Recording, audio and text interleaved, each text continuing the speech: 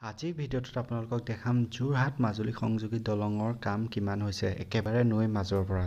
যেহেতু নৈ মাজৰ পৰা দেখাম তো আমি উঠি ল'লোঁ এখন জাহাজত আৰু জাহাজখনৰ নামটো হ'ল ৰ'পেক্স। দেখিছেনে কিমান ডাঙৰ জাহাজখন আৰু বহুতখিনি গাড়ী একেলগে জাহাজখনত উঠাই লোৱা হৈছে আৰু এই ৰেমখনৰ সহায়তে গাড়ী বাইক মানুহ সকলোখিনিয়ে জাহাজখনত উঠিব পাৰে আৰু আমাৰ জাহাজখন লাহে লাহে কাষৰ পৰা নৈ মাজলৈ যাবলৈ ধৰিছে আৰু আমি এতিয়া আগবাঢ়িছোঁ মাজুলী অভিমুখে। গৈ থাকোঁতে হঠাতে দেখিবলৈ পালোঁ এখন ডাঙৰ ক্ৰুজ শ্বিপ। শুনিবলৈ পাইছোঁ ক্ৰুজ শ্বিপৰ ভিতৰত বোলে থকা খোৱা সকলোখিনি সুবিধা থাকে।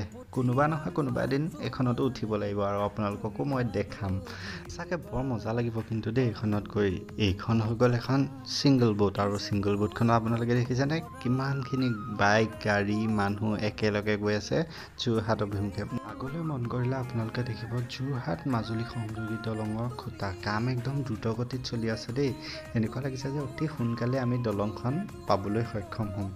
ৰ'ব আপোনালোকক এটা ইণ্টাৰেষ্টিং বস্তু দেখাইছোঁ। এয়া হৈছে মাজুলীৰ ফালৰ পৰা হৈ থকা খুঁটাৰ কাম আৰু আপোনালোকে যদি এইফালে অকণমান চাই আপোনালোকে দেখিবলৈ পাব যোৰহাটৰ ফালৰ পৰা হৈ থকা খুঁটাৰ কাম। প্ৰায় সকলোখিনি খুঁটাৰে কাম আৰম্ভ হৈছে। মাজৰ দুটা বা তিনিটাৰ কাম আচলতে আৰম্ভ কৰিবলৈ বাকী আছে আৰু আমি এয়া খুঁটাৰ মাজেৰে পাৰ হৈ আহিলে আমাৰ জাহাজখন। আৰু আপোনালোকে এই যদি দৃশ্যটো উপভোগ কৰিব বিচাৰে আপোনালোকে আহিব লাগিব নিমাতীৰ পৰা অফলামুখ ঘাটলৈ। এয়া আহি আমি পালোহি অফলামুখ ঘাট। আজিলৈ আপোনালোকক ইমানতে এৰিছোঁ। নেক্সট ভিডিঅ'ত আপোনালোকক অতি সোনকালে লগ পাই আছোঁ। Till then take care, tata and bye by.